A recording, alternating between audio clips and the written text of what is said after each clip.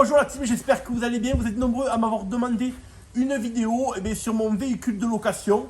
Je vous ai présenté très récemment l'équipement de mon Lancia Voyageur qui est actuellement en réparation. Donc du coup j'ai eu ce véhicule de location qui est tout simplement le Volkswagen, le Caddy Maxi. Donc ce qui est important dans ce véhicule, c'est qu'il y a des portes coulissantes sur les côtés qui vous permettent un meilleur accès.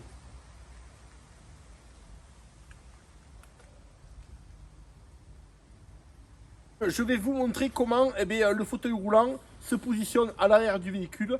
Pour cela, je suis accompagné de mon père. On ouvre le coffre de cette manière.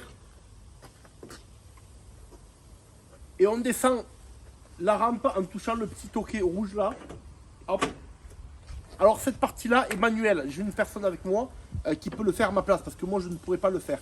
La rampe et le sol du véhicule sont faites avec une partie agrippante en cas de pluie, pour que le véhicule glisse pas sur la rampe et puisse monter plus facilement. À l'arrière, à ce niveau-là, je vais vous montrer après, on peut fixer des fixations électriques.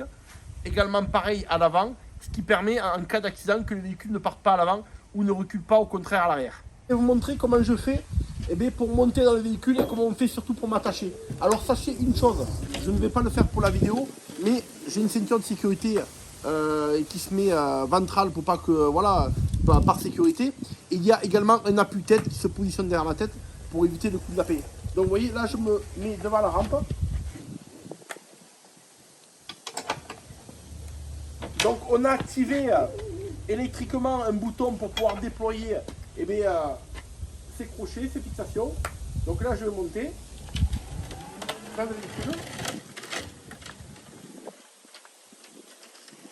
Et vous voyez, il va m'attacher à l'arrière maintenant.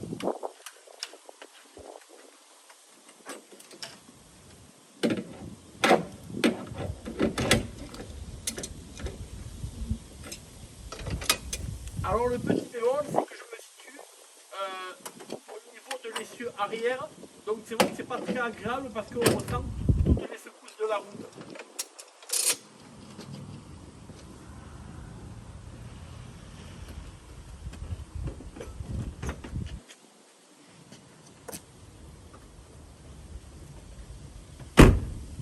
Donc voilà la team, je suis à l'arrière du véhicule.